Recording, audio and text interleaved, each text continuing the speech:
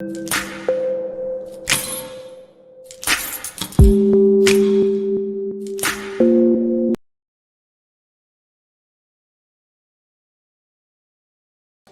eu estou expondo Romanos à igreja. Estou expondo para que você se aprofunde na compreensão do Evangelho. Romanos é sobre o Evangelho. O apóstolo Paulo nos explica em Romanos com densidade o que Deus fez para salvar-nos, onde nós estávamos e tão grave era a condição da nossa perdição, e como Deus assegura que essa salvação que Ele próprio conquistou para nós, se torne não apenas eficaz, mas permanente. Uma salvação duradoura, uma salvação que não se apagará. Este é o assunto de Paulo em Romanos, tá? Então vimos do capítulo 1 ao 8 a exposição do Evangelho, vimos do capítulo 9 ao 11, Paulo nos mostrando como Deus garante que a proclamação do Evangelho será efetiva e eficaz. Vimos do capítulo 12 até o capítulo de número 15, metade do capítulo 15, como o Evangelho afeta a nossa vida cristã, nosso dia a dia, nossa prática diária. Se nós cremos em Cristo, esse Evangelho nos afeta profundamente. E desde o capítulo 15, meados do capítulo 15 até aqui, nós temos visto as palavras últimas de Paulo escrevendo uma carta, né? Nós vimos, por exemplo, Paulo explicando por que os irmãos deveriam dar ouvidos a este Evangelho que ele escreveu a eles, tá? Vimos também Paulo mostrando-nos como ele próprio cumpriu o mandato de pregar o Evangelho, como ele tem respondido a isso. Vimos na semana passada, eu até disse um assunto incomum, que talvez você nunca tenha ouvido falar desse assunto, talvez você nunca tenha ouvido uma exposição em Romanos capítulo 15, verso 24 em diante, 25 em diante, que é Paulo nos falando de como ele é zeloso de lidar das finanças da igreja e como nós vemos irmãos fiéis em ofertarem com alegria diante daquele chamamento que Paulo fez à igreja, a fim de que a igreja estivesse cooperando na oferta. Esse não é um assunto muito comum, especialmente falar do zelo e da fidelidade pastoral, da liderança da igreja, no lidar com as finanças da igreja. Foi sobre isso que vimos semana passada. Bom, mas já estamos aqui no capítulo 16, nos finalmente, né, de qualquer escrita de uma carta. Aquele tempo, uma epístola ou uma carta, epístola era uma carta dirigida a mais de uma pessoa, tá? Por isso chamamos de epístola aos Romanos. Uma epístola ou uma carta, ela também se encerrava com saudações, né? É aquele negócio, o que é uma saudação? É você lembrar com alegria e desejar bem-aventurança a alguma pessoa, né? Saúde!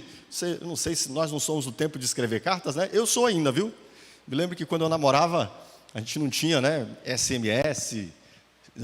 SMS? Não tinha, porque nem celular a gente tinha, né? Há 22 anos atrás, 22 anos, 21 anos, não lembro mais.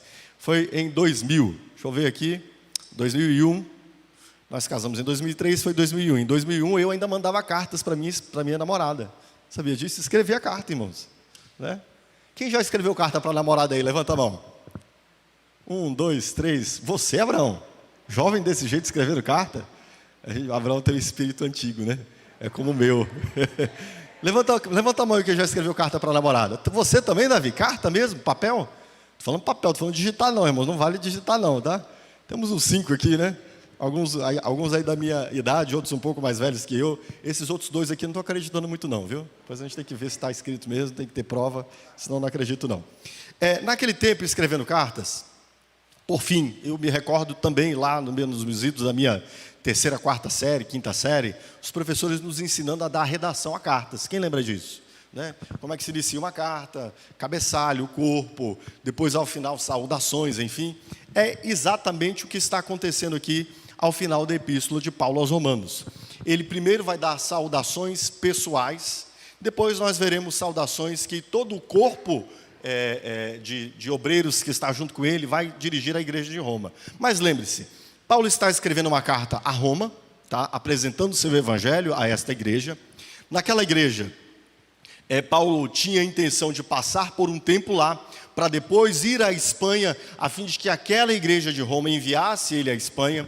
Naquela igreja, Paulo conhecia alguns irmãos pessoalmente, e outros ele conhecia de ouvir falar, né, de testemunho a respeito destes irmãos. E é o que nós temos aqui. Nós veremos então Paulo dando então suas saudações pessoais, né, a alguns irmãos. Alguns ele conhecia, outros ele não conhecia, mas eu queria que você estivesse atentando a uma nota comum nestas saudações que Paulo faz. Que nota comum? Uma nota ao trabalho cristão.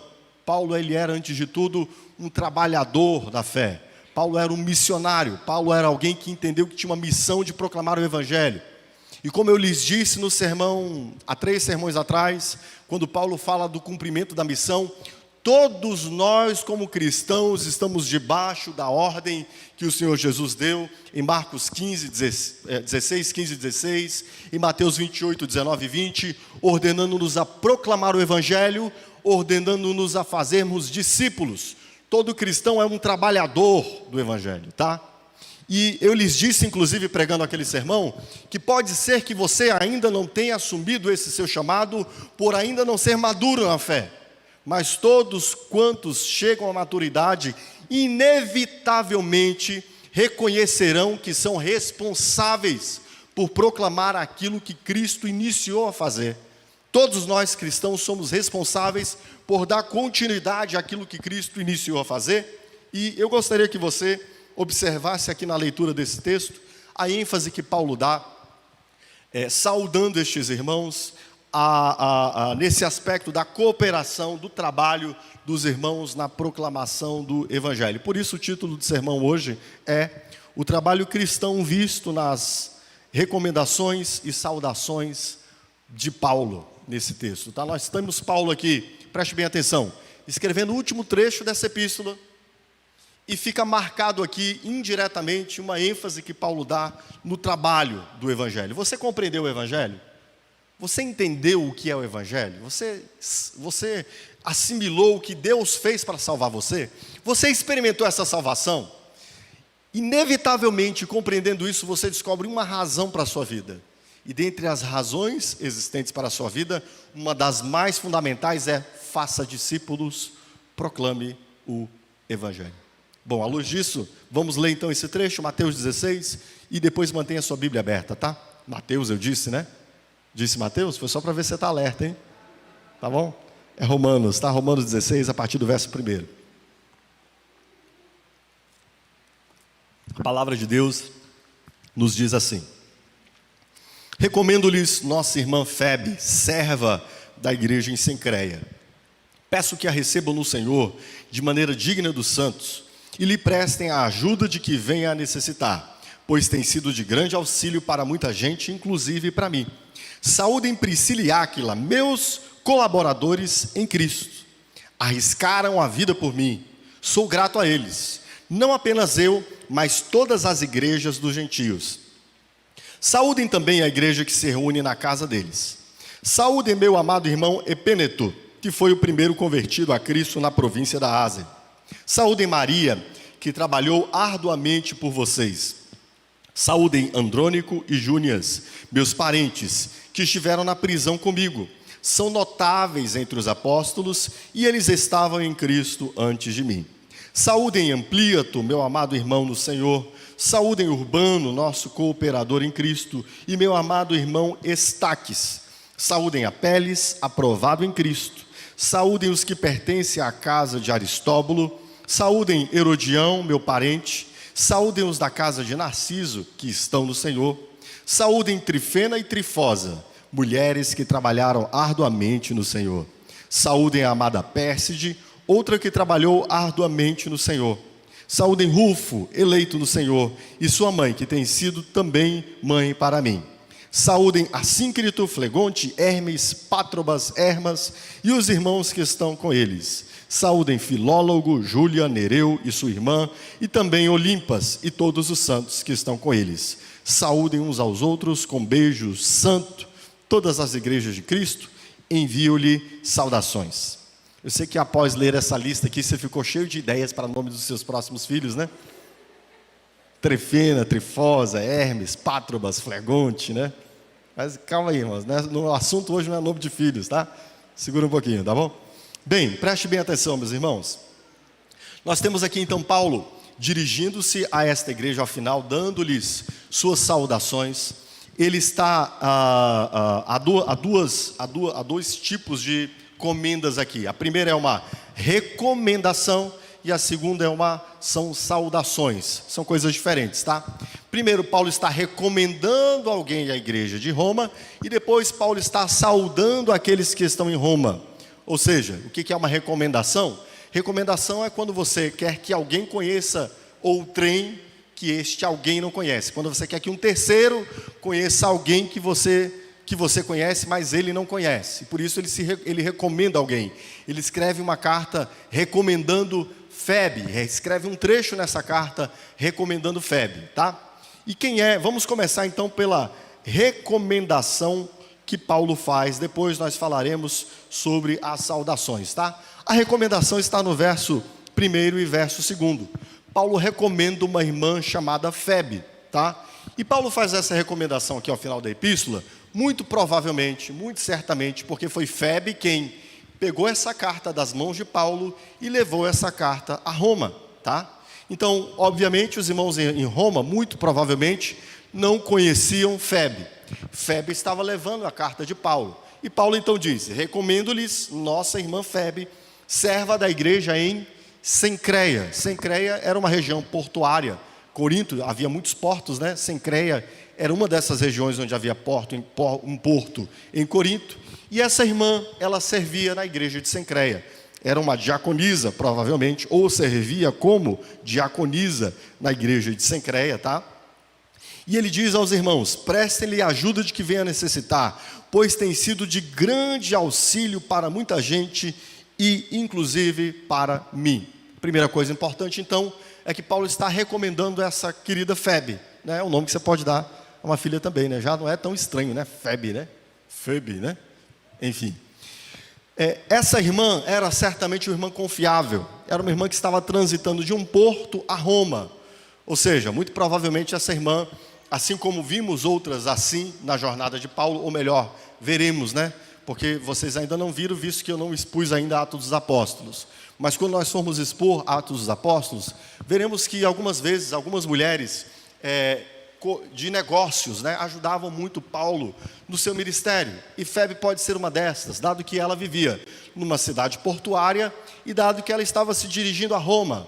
É provável que não fosse incomum ela fazer essas viagens, a fim de comprar e vender, enfim, alguma coisa semelhante. É bem provável que fosse esse o caso. Independentemente da condição social e da situação profissional daquela irmã, ela era alguém confiável, alguém a quem Paulo estava confiando a mais importante carta jamais escrita neste mundo, tá?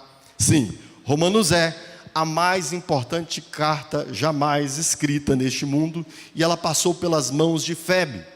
Paulo diz aqui que Febe era alguém que auxiliava a muitos. Diz no verso 1 que ela servia, né, o verbo utilizado aqui é o mesmo verbo que a mesma palavra que a gente utiliza para descrever um diácono, é alguém que serve. Ela servia a muitos e também a Paulo. Muito provavelmente, como os diáconos atendiam às demandas sociais e humanas da igreja, ela deveria atender desse modo muitas pessoas. E esta irmã está sendo recomendada. Está sendo recomendada inclusive pelo seu trabalho. Ela auxiliava muitos. Preste atenção. Alguém conhecida de Paulo, alguém conhecida por auxiliar Paulo e alguém conhecida por auxiliar muitos. Alguém recomendável, certo? Aqui já vem uma pergunta que podemos fazer, embora eu queira acentuar essas perguntas mais ao final, né? Pelo que nós seríamos recomendáveis, queridos? Pelo que você seria recomendável no reino de Deus? Se Paulo fosse alguém que conhecesse você e você conhecesse Paulo, o que ele recomendaria de você? Ou melhor, você seria, em primeiro lugar, alguém recomendável? E em segundo lugar, o que seria recomendável a respeito de você? Febe era alguém que Paulo dizia: irmãos, podem abrir sua casa a Febe. Naquele tempo, como já lhes disse, não havia muitos hotéis, né, hospedarias, enfim, não era muito comum. Os irmãos se hospedavam geralmente nas casas uns dos outros e faziam isso sob recomendação. E Febe é alguém de quem Paulo pode dizer: podem abrir sua casa a Febe. É uma irmã em Cristo como nós, e é alguém que tem servido a muitos, tem auxiliado a muitos. Aqui começa esse trecho, né? Paulo recomendando Febe.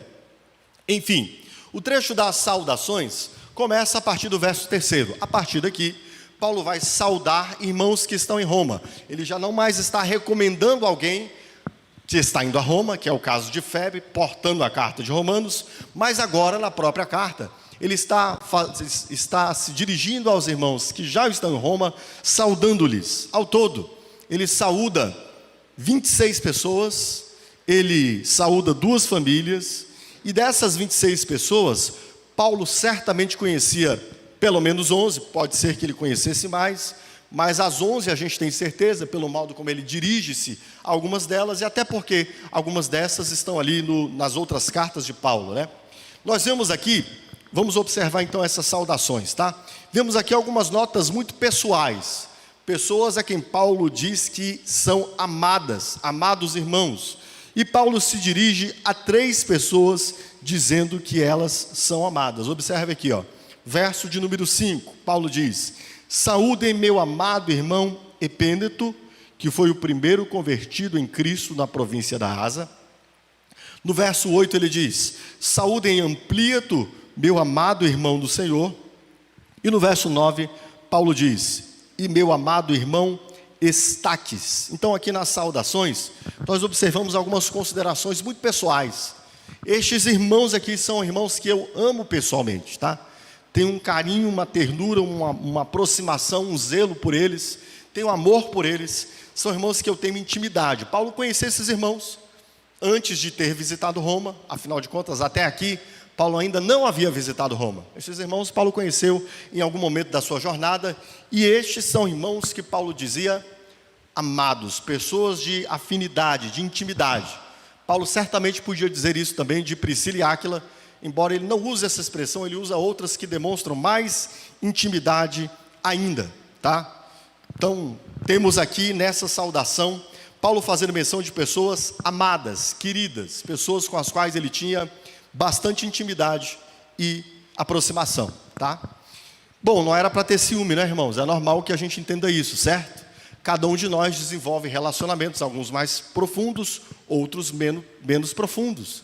Era normal que Paulo, sendo apóstolo e conhecendo centenas e até milhares de irmãos, ele não desenvolvesse uma aproximação de intimidade com todos. Olhemos para Jesus.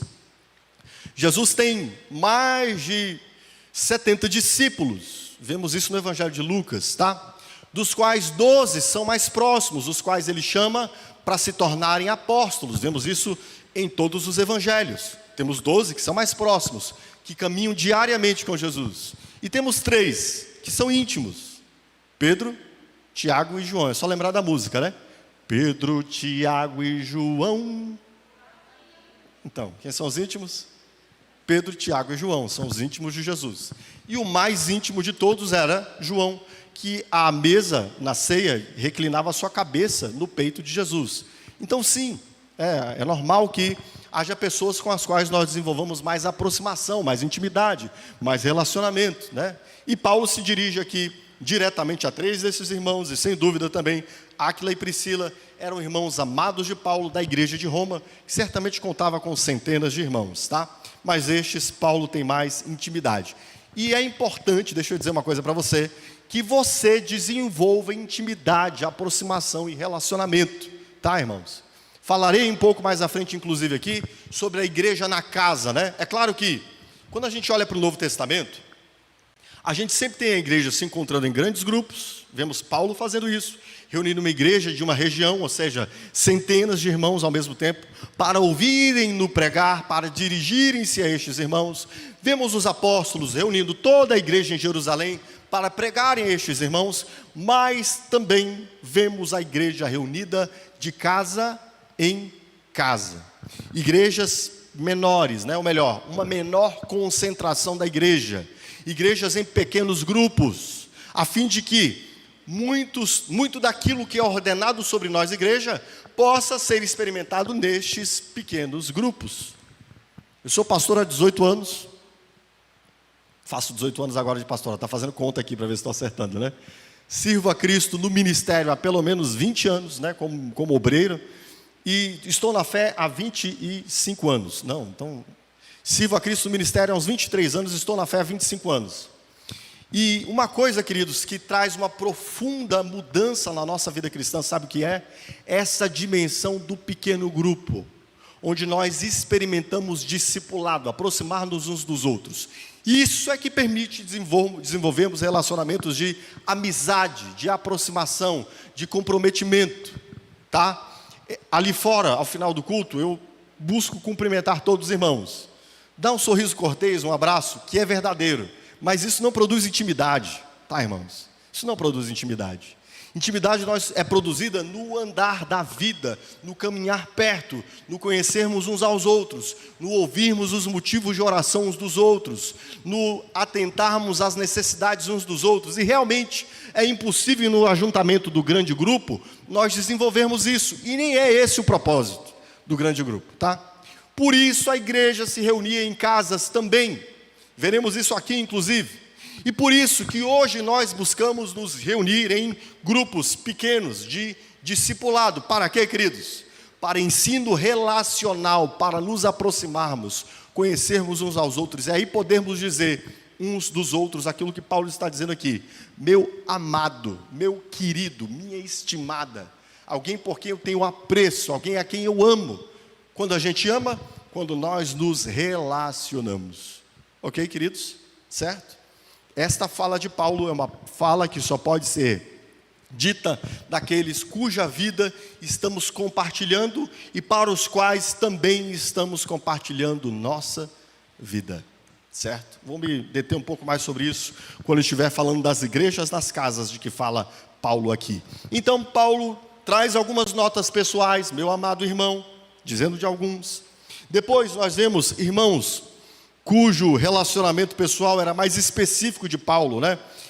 Alguns deles eram parentes de Paulo, muito provavelmente da família de Paulo, né? E outros, Paulo tinha um relacionamento familiar por adoção, digamos assim.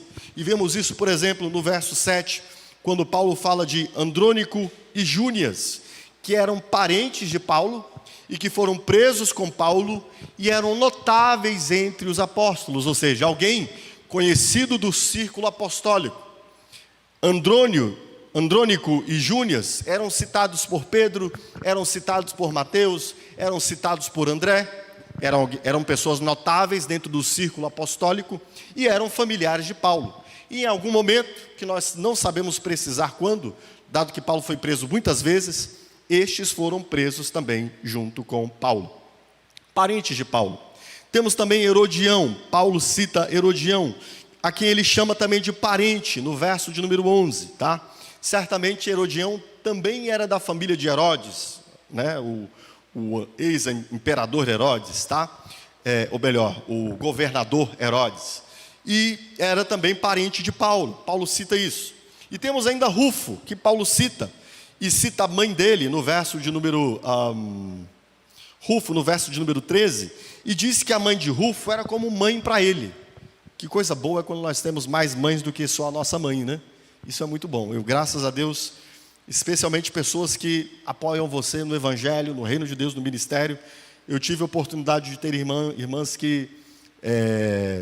com quem desenvolvi uma amizade, um carinho, irmãs senhoras, né? Eu discipulei irmãs de 72 anos de idade, de 65 anos de idade, né? Então eu desenvolvi um relacionamento de amizade, de carinho, irmãs a quem considero como mães, né? Então é muito bom quando a gente pode desenvolver tais relacionamentos. E Paulo diz isso aqui, né? Saúde Rufo e sua mãe, que também é como uma mãe para mim. E curioso, não sei se você sabe, mas esse Rufo aqui, ele muito provavelmente, com bastante assertividade, ele era filho, nada mais e nada menos do que de Simão o Cireneu. Simão, que pegou a cruz de Jesus, os soldados constrangeram Simão, um certo Cireneu, Marcos 15 vai falar sobre isso, lá no verso de número 21, constrangeram Simão o Cireneu, o pai de Rufo e de Alexandre, né? Então esse Rufo que nós encontramos em Roma, provavelmente era uma criança, ou ao tempo em que Jesus foi crucificado, ali 15, 16 anos antes, né? ao tempo que Jesus foi crucificado e que seu pai levou a cruz de Cristo. Rufo, por isso ele diz, Rufo, eleito do Senhor, né? Eleito do Senhor, ou seja, Simão Cireneu foi constrangido, foi elegido ali pelos soldados, mas certamente havia sido eleito por Deus para levar a cruz juntamente com Cristo, e ele era pai de Rufo, a quem então Paulo cita aqui com essa nota, tá? Temos ainda aqui uma nota breve sobre Apeles, como alguém aprovado em Cristo. Não sabemos muito sobre esse Apeles, tá? Paulo não parecia conhecê-lo, mas parece ser alguém aqui que a igreja o aprovara, né? Paulo também o aprovara, e por isso ele faz menção. Talvez fosse um presbítero da igreja, alguém eleito pela igreja, enfim, tá? Mas eu quero enfatizar aqui, eu quero dar visão a vocês, há uma ênfase muito grande nas notas que Paulo diz sobre os irmãos cooperadores e trabalhadores do Evangelho. Essa aqui é a maior ênfase de Paulo nessas saudações. Todas essas outras coisas que lhes disse têm lá a sua importância, mas aqui a ênfase de Paulo recai sobre o trabalho dos irmãos no reino de Deus.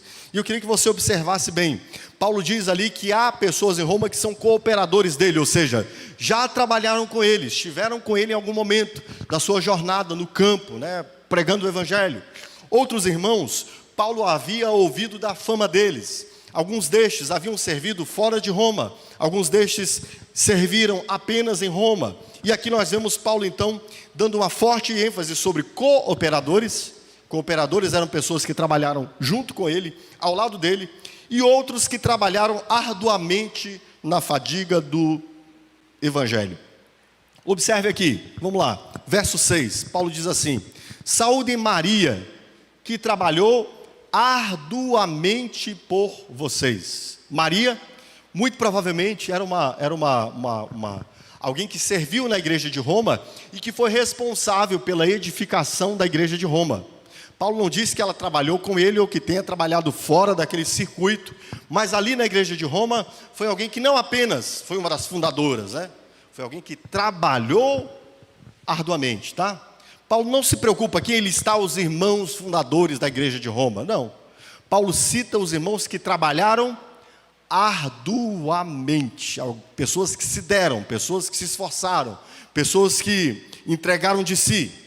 Paulo continua dizendo no verso 9, preste atenção: saúde Urbano, nosso cooperador em Cristo. Urbano foi alguém que em alguns momentos do trabalho missionário de Paulo esteve com Paulo e agora estava servindo na igreja em Roma. Paulo continua dizendo no verso 12, um nome bonito aqui para você botar nas suas filhas: saúdem Trifena e Trifosa, mulheres que trabalharam arduamente no Senhor. Tá? Ele continua dizendo no mesmo verso: saúdem a amada Pérside, outra que trabalhou arduamente no Senhor. E no verso 14, embora ele não use a expressão, né, cooperador ou alguém que trabalhou arduamente, ele mostra que estes irmãos aqui, citados no verso 14, e também os citados no verso 15, são irmãos que estão conduzindo o rebanho em suas casas, que estão discipulando pessoas em suas casas. Olha o que ele diz: saúdem Assíncrito, Flegonte, Hermas, Pátrobas e Hermas, e os irmãos que estão com eles. Estes irmãos conduziam então uma congregação, ou conduziam um grupo em suas casas, tá? E no verso 15 ele diz: saúdem Filólogo, Júlia, Nereu e sua irmã, e também Olimpas, e todos os santos que estão com eles. Ou seja, estes irmãos também discipulavam pessoas em suas casas, ou cuidavam de um pequeno rebanho, uma pequena igreja, ligada à igreja de Corinto, em algum lugar aqui dessa região corintiana, tá? Corintiano, viu, irmãos? Indireta aí, vocês perceberam, né? Coríntios está na Bíblia, irmãos, tá? Vamos lá. Então preste atenção, irmãos. A ênfase da palavra de Paulo aqui nesse trecho, em saudar os irmãos, recai sobre o trabalho, recai sobre o esforço, a cooperação. Nós sabemos que Paulo recebera um chamado de Deus para proclamar o Evangelho no mundo gentílico, e ele fez isso com todos os seus esforços. Ou seja, quem estava cooperando com Paulo é quem estava trabalhando no mesmo nível de esforço que Paulo dispendia em sua jornada. E havia muitos irmãos a quem Paulo dirige-se em Roma, que haviam sido cooperadores com ele. E há uma outra curiosidade aqui, é que aqueles a quem Paulo não chama de cooperadores, ou seja, pessoas que não trabalharam com ele, mas que trabalharam, quer na igreja em Roma, como Maria, que certamente foi uma das fundadoras da igreja de Roma, mas alguém que dentre os fundadores se destaca, porque trabalhou arduamente. Nós vemos essa expressão, trabalhou arduamente. E o curioso é que em grego, essa palavra grega aqui, ela é corretamente nessa tradução dito trabalhou arduamente, Nós temos algumas traduções que não são tão boas, como João Ferreira de Almeida, Revista Atualizada ou Revista Corrigida, que dizem trabalhou muito. Sim, tem a expressão muito em grego, mas além da expressão muito em grego, tem uma palavra usada para trabalho, que é o mesmo que... trabalhar, me ajude aqui com uma palavra trabalhar arduamente, uma palavra que expresse a ideia de trabalhar arduamente. Ok, trabalhar exaustivamente, mas numa palavra só. Ok. Ralar. Obrigado. Pronto, resolveu. Vocês entenderam, né? As irmãs não só trabalharam, elas ralaram, Bem, não era exatamente essa palavra, fugiu-me aqui agora, mas vocês entenderam o significado, Esses irmãos não apenas trabalharam, eles trabalharam ao desgaste. A palavra grega aqui, que Paulo utiliza, é uma palavra que fala de trabalhar à exaustão, Não é só trabalhar, não é bater o ponto, não é chegar a hora, cumprir o que eu tinha de fazer, vou para casa descansar. É trabalhar à exaustão. É essa palavra que Paulo utiliza aqui. Estes irmãos a quem Paulo se dirige e que faz menção do trabalho árduo dele, Maria, Trifena, Trifosa, Pérside, são pessoas que Paulo faz questão de utilizar uma palavra onde a ênfase recai sobre a exaustão, o exaurimento, o cansaço extremo a que se chega após o trabalho. Trabalharam no Senhor exaustivamente, se exauriram, Essa é a ideia que nós temos aqui, ok? Então assim, a gente sabe da intensidade, de toda a energia que Paulo tinha, A gente sabe de toda a força com a qual Paulo se dirigia ao trabalho cristão. Ele trabalhava arduamente, os seus cooperadores certamente trabalhavam arduamente. E aqueles que não eram seus cooperadores, ele também dirige-se a estes dizendo, esses trabalharam até o cansaço, até o exaurimento, deram tudo de si mesmos, É mais ou menos a ideia que temos quando Paulo, escrevendo aos Coríntios, no capítulo 9, ele diz assim, eu não luto como alguém que luta para perder, eu corro como quem está no estádio, ok? Disputando uma medalha, Meu trabalho cristão não é feito sentado, boquiaberto, com sonolência, fazendo quando dá, e nas horas vagas fazendo o possível apenas. Não, meu trabalho cristão é como se fosse para mim uma medalha pela qual eu corro. E eu corro como um atleta que luta, entendendo que aquele é o momento último dele, eu dou o máximo de mim. Essa é a disposição de Paulo no trabalho cristão, e esta é a disposição destes irmãos a quem Paulo cita. Percebe aqui, queridos? Dá para entender isso aqui? Qual a ênfase de Paulo depois de Paulo ter exposto o Evangelho? Esse Evangelho, depois de tê-lo entendido, depois que nós compreendemos o Evangelho, queridos, nós entendemos que há uma missão a cumprirmos. E estes irmãos a quem Paulo saúda particularmente, eram irmãos que estavam cooperando com ele na missão e estavam dando tudo de si mesmos para que essa missão pudesse ser levada a cumprimento. Certo, irmãos? Ok? Agora eu quero olhar especialmente para dois destes irmãos, por isso lhes deixei para o fim, para que nós olhássemos mais detidamente sobre estes irmãos e entendêssemos um pouco mais do que seria esse trabalho exaustivo, esse trabalho dedicado que estes irmãos faziam.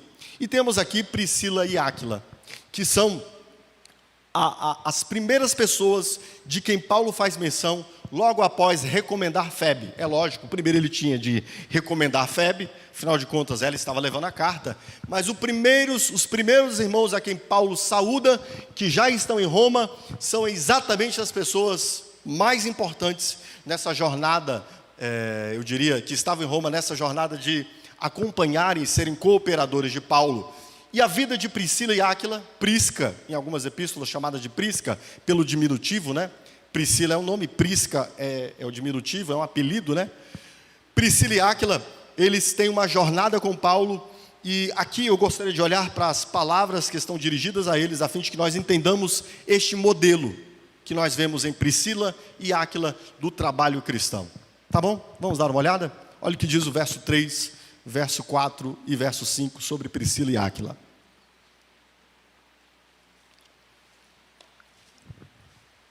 Saúdem Priscila e Áquila.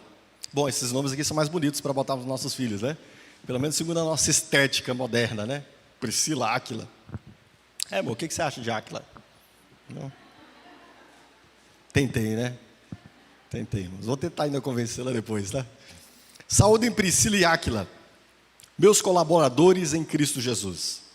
Arriscaram a vida por mim. Sou grato a eles, não apenas eu, mas todas as igrejas dos gentios. Saúdem também a igreja que se reúne na casa deles. Tá? Olha o que Paulo diz desses irmãos. Colaboradores com Paulo, arriscaram a vida por Paulo. A igreja deve a eles, a igreja sabia o que eles haviam feito pelo Evangelho. E eles são irmãos que têm uma igreja em sua própria casa. Bom, só daqui daria para tirarmos algumas coisas muito interessantes do trabalho cristão de Priscila e Áquila. Mas eu quero lhes dizer outras coisas, para nós complementarmos aqui o quadro, né? Priscila e Áquila conheceram Paulo em Corinto, a época em que Paulo havia ido a Corinto com a intenção de plantar uma igreja em Corinto. Aí nós não sabemos exatamente se foi no ano de 41 ou no ano de 49, porque foi ao tempo em que Cláudio, o imperador, expulsou os judeus de Roma, tá? E aí alguns historiadores têm aqui alguma divergência. Foi no ano 41, foi no ano 49, não sabemos.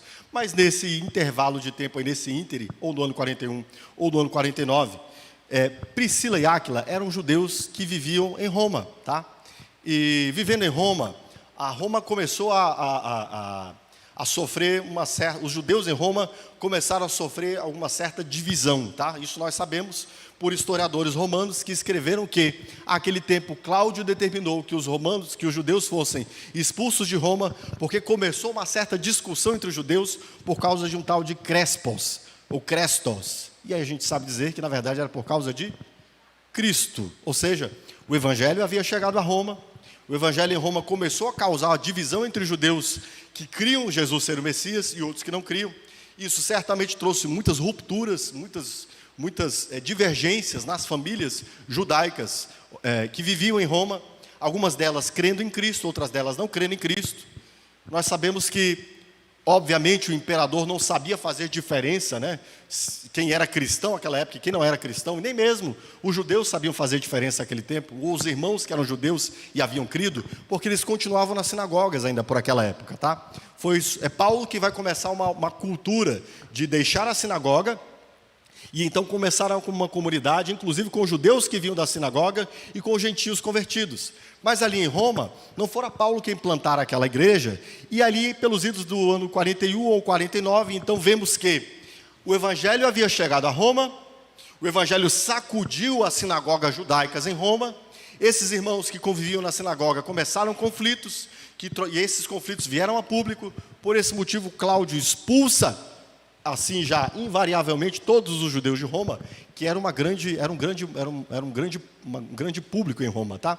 E nessa dispersão de Roma, temos então Áquila e Priscila descendo a Corinto, tá? Áquila e Priscila então descem a Corinto já convertidos a Cristo Jesus, ok? E lá eles no mercado começam um trabalho de costurar tendas. Nós não sabemos se essa era a ocupação principal deles, tá? Pode ser que sim, pode ser que não. O que nós sabemos é que todo judeu aprendia uma profissão de manufatura, né, de fabricação, a fim de que, se precisasse em qualquer lugar, né, ganhar o pão, ele pudesse fazê-lo. E é o que vemos então Priscila e Áquila fazendo lá em Corinto. E lá em Corinto eles conhecem Paulo.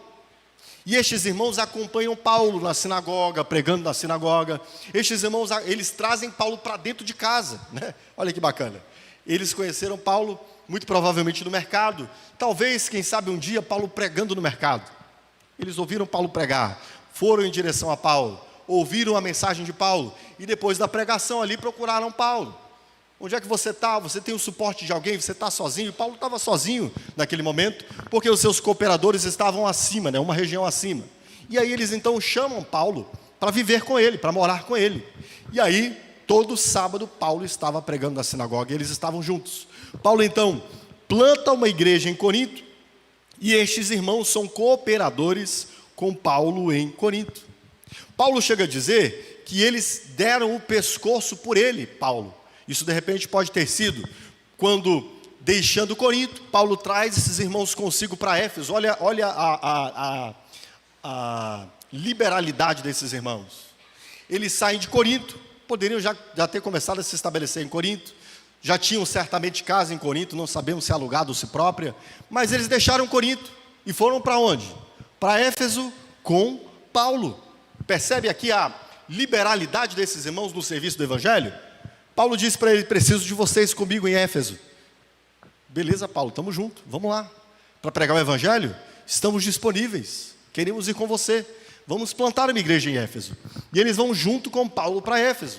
E lá auxiliam Paulo, ajudam Paulo. E o texto de Atos diz que Paulo deixou eles em Éfeso. Ou seja, quando Paulo entendeu que precisava deixar Éfeso, Paulo disse a eles: olha, eu preciso ir embora, mas vocês têm que ficar aqui, por favor. Cuidem dessa igreja que está começando a nascer aqui. Percebe a disponibilidade desses irmãos? Percebe a liberalidade desses irmãos? Por isso que Paulo se dirige primariamente a eles. Eram pessoas que estavam ao lado de Paulo e a quem Paulo confiava uma igreja nascitura, uma igreja que estava nascendo. Paulo confiou essa igreja a Áquila e a Priscila. E talvez tenha sido lá em Éfeso que eles colocaram o pescoço à risca, né? Ou colocaram-se à morte, né? Como diz aqui o verso de número 2, Paulo diz assim deles, né?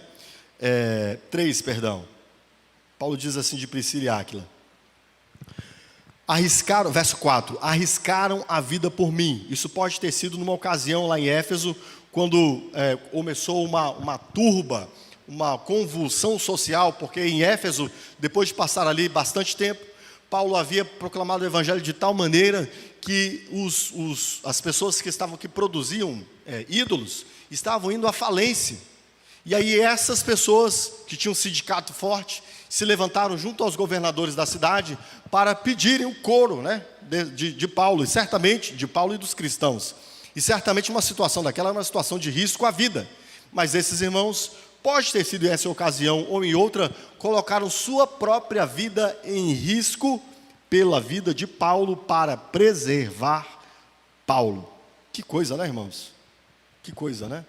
Esses irmãos não eram à toa as primeiras pessoas a quem Paulo se dirige. Eles ali em Éfeso, a epístola de Romanos nos conta, ou melhor, de Atos nos conta, o livro de Atos nos conta, que eles foram responsáveis por ouvirem Apolo, identificarem que Apolo era alguém que tinha muitos dons importantes, mas que ainda precisava de uma formação, de uma compreensão mais ampla do Evangelho.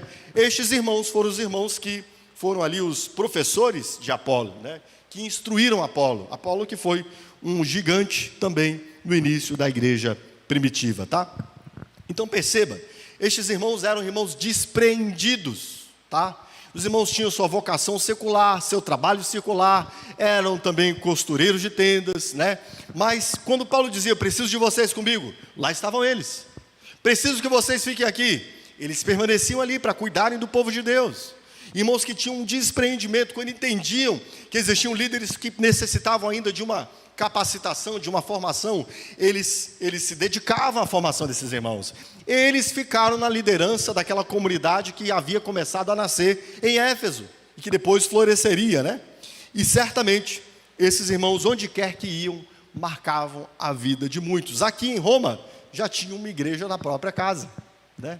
Olha o que Paulo diz: saúdem a Áquila e a Priscila, e também a igreja que se reúnem na casa deles. Eram irmãos que serviam cuidando, pastoreando, discipulando o povo de Deus. Irmãos cuja casa era realmente uma base do Evangelho. Paulo podia contar com esses irmãos, podia contar até de eles arriscarem sua própria vida pelo Evangelho, por Paulo. Certo, queridos? Percebe que a nossa referência? Paulo está pregando o evangelho a Roma, mas já há muitos testemunhos ao tempo em que Paulo está pregando, de muitos cristãos que haviam entendido claramente o que é o evangelho e estavam vivendo para a glória de Deus, proclamando o evangelho. Áquila e Priscila são uma referência para nós, tá? Uma referência para nós. Um casal que conheceu Paulo, reconheceu em Paulo tudo que Paulo poderia lhes dar no seu crescimento na fé, caminhou ao lado de Paulo, aprendeu com Paulo, serviu com Paulo, viajou com Paulo, depois ficou ao encargo de uma comunidade, porque Paulo lhe deixara ali, formou líderes, enfim, tá? Não eram irmãos que eram reconhecidos, esses irmãos que são listados aqui, apenas porque foram membros, apenas porque, não, irmãos cujo trabalho testificava que eles haviam entendido o evangelho, irmãos cuja vida era uma referência para os demais, irmãos que davam testemunho de que realmente haviam compreendido quem era Cristo, e a vida era aquilo que Paulo havia dito em Romanos capítulo 12. Apresentei os vossos corpos como um sacrifício vivo, santo e agradável a Deus. Isto é o culto racional de vocês. Estes irmãos, a vida deles se apresentava como um testemunho vivo daquilo que Paulo pregara do capítulo 1 ao 8. Eles entenderam o que é o evangelho. Daquilo que Paulo havia pregado dos capítulos 9 a 11. Deus lhes alcançou com o evangelho de modo soberano, porque Deus alcança a todos quantos quer salvar. E daquilo que Paulo prega dos capítulos 12 a 15 de Romanos. Um testemunho de vida, uma vida como um sacrifício vivo, santo e agradável a Deus. Uma vida em trabalho a Deus. Certo, irmãos? Deu para entender isso aqui? Nós entraremos em Atos dos Apóstolos. Eu vou começar a expor Atos, assim como eu expus Romanos, e nós veremos ali em Atos que Lucas começa dizendo o seguinte: Teófilo, eu comecei a escrever a você a respeito de tudo quanto Jesus começou a fazer e a realizar. Jesus começou um trabalho, e nós temos de dar continuidade ao trabalho. Todo cristão maduro é um trabalhador no reino de Deus. Certo, queridos? Trabalharam a exaustão, é a expressão que Paulo usa aqui, tá? Irmãos que trabalharam a exaustão. Lembrei, a palavra que eu queria lembrar-me era afatigar. Afatigar é trabalhar até a exaustão, né? Então, Paulo fala-nos aqui destes irmãos, e nós aqui precisamos ser constrangidos por essa fala destes irmãos, porque não basta compreendermos melhor o evangelho, queridos. Não basta você assegurar-se da sua salvação. Não basta termos visto em Romanos que Deus nos justificou em Cristo, nos deu uma sentença de vida eterna. Não basta termos ouvido no capítulo 8 que agora nenhuma condenação há para aqueles que estão em Cristo Jesus. Não basta ouvirmos também no capítulo 8 que nada nos separará do amor de Cristo. Não basta estarmos aqui seguros, tranquilos, em paz, dizendo: caramba, que salvação gloriosa que eu tenho. É necessário que olhemos ao lado aqueles a quem Deus quer salvar e que necessitam ouvirem a mensagem do evangelho, e arregaçarmos nossas mangas e, como Paulo, dizermos, mostrarmos que temos uma missão, e afatigar-nos como estes irmãos, dando tudo quanto temos de possível, não apenas o que sobra. Esses irmãos não deram o que sobra, não deram o tempo que sobrava, não deram a energia que sobrava, não deram a inteligência que sobrava. Esses irmãos deram tudo de si, para que o nome de Cristo fosse exaltado. E eu espero, quando nós estivermos expondo Atos dos Apóstolos, meus irmãos, que você não apenas entenda isso, mas que você seja incendiado por essa compreensão pelo Espírito Santo. Mas aqui chegamos ao fim desse trecho, e eu quero lhes fazer uma pergunta. Primeiro, como Paulo se lembraria de você se ele vivesse conosco hoje, hein? Como Paulo saudaria você? O que Paulo diria de você? Se ele fosse escrever uma carta aqui aos presbiterianos renovados de Palavra Viva, né? O que ele diria a você, meu irmão? Como ele se lembraria de você? Faço uma outra pergunta. Como o seu líder faria menção de você? Eu que sou o seu pastor. Os presbíteros dessa igreja, o conselho dessa igreja, né? Conselho constituído de pastores e presbíteros. Como nós nos lembraríamos de você se nós tivéssemos de fazer uma recomendação de você? O que você acha que eu diria de você? Que algum outro pastor daqui diria de você? Que algum presbítero daqui diria de você? Seria possível enxergar em você um trabalho árduo por Cristo, por amor a Cristo? Será que você entregaria a sua vida por amor a outros que estão pregando o Evangelho? Seu pastor, por exemplo? É difícil isso, né? Será?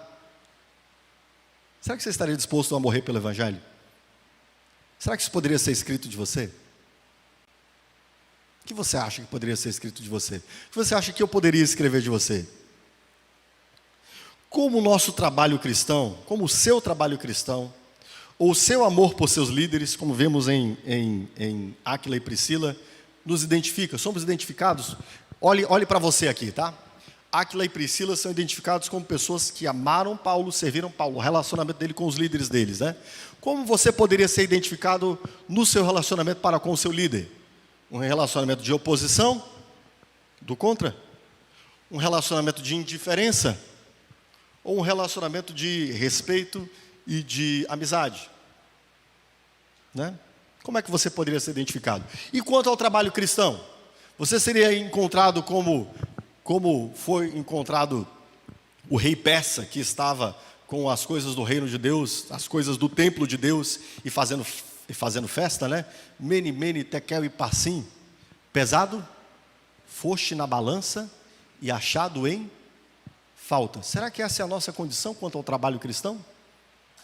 Será que nós ainda não amadurecemos a ponto de entendermos nosso papel nessa jornada? Será que achamos que só Paulo, que só Carlos, que só Jovan, que só os presbíteros, que só os pastores são responsáveis por isso? Como nós nos encontraríamos, queridos? Estas perguntas, espero, provoquem em você uma nova postura. Que nós possamos olhar para irmãos como Áquila e Priscila e falar: caramba, que referência, que irmãos fantásticos, né? Graças a Deus temos irmãos ainda assim hoje, irmãos que são despreendidos para com o Evangelho, que mudam-se, que servem, que ficam, que vão, porque amam o Evangelho, querem servir ao Evangelho. Mas isso nós vemos através do fruto e não das palavras, tá? Aqui Paulo dá testemunho do fruto destes irmãos. Eu espero, meu irmão, em nome de Jesus, que hoje seja um momento de um início de constrangimento, que o amor de Cristo nos constrange, que aquilo que vimos em Paulo, que aquilo que vimos em Priscila e Áquila, que aquilo que vimos na igreja primitiva comece a nos despertar, para que, chamados pelo Espírito e enviados pelo Espírito, nós possamos responder. Nós temos um grande trabalho a fazer, irmãos. Nós começamos acentuando a compreensão do Evangelho. Foi isso que eu fiz nesses primeiros anos. É claro que a pandemia limitou-nos aqui em muitas coisas que gostaríamos de fazer, mas já temos o discipulado rodando. Nós já demos recursos aos irmãos para compreenderem mais profundamente o Evangelho, tanto através do púlpito quanto através do discipulado. E este ano é especialmente um ano de sermos enviados. Certo, irmãos? O ano de sermos enviados. Estamos já com muitas coisas. Começamos o ano passado com algumas, rodando, né, alguns modelos piloto, né? Eu que sou da área de gestão aí, de administração, a gente gosta desse negócio de rodar piloto, né? Rodar um modelo experimental primeiro, para os irmãos saberem como é que é. Rodamos alguns modelos experimentais de evangelização, vimos pessoas já sendo alcançadas por Cristo, e esse ano nós queremos chamar aos irmãos dizendo: há trabalho para ti, cristão. Não tem um antigo que diz assim? Não tem? Há trabalho para ti, cristão. Você precisa ser chamado ao trabalho cristão. Certo, irmãos? Que hoje aqui essa palavra te constranja. Eu espero que você possa receber uma recomendação minha, uma recomendação dos líderes dessa igreja.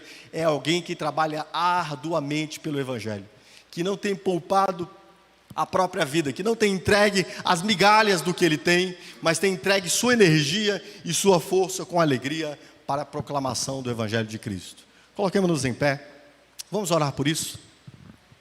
Primeiro peçamos perdão. Peçamos perdão.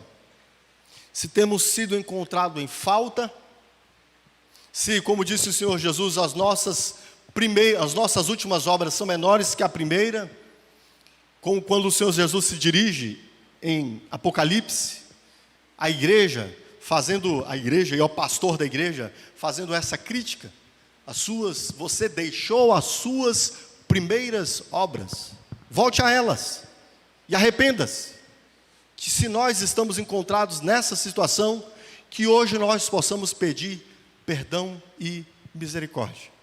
E também supliquemos a Deus: Senhor, me ajuda a dar o melhor que eu tenho, o máximo de mim.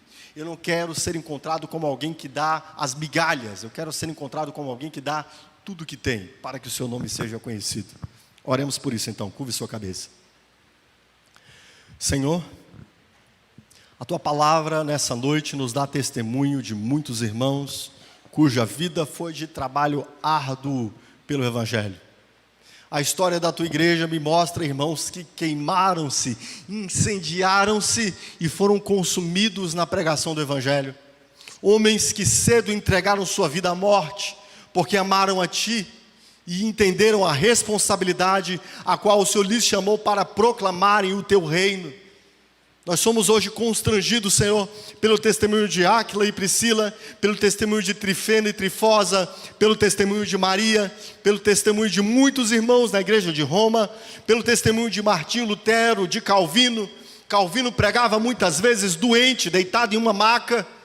Muitos irmãos na história da igreja consumiram-se e deixaram-se serem consumidos por amor ao Evangelho, por amor a Cristo.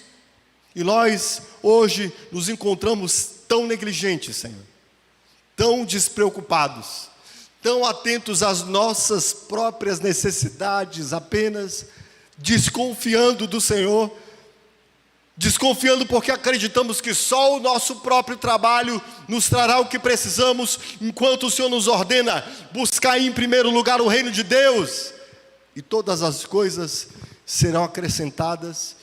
E nós temos pecado contra esta Tua palavra, porque em primeiro lugar buscamos todas as outras coisas e não cremos que o Senhor possa cuidar no mais de nós.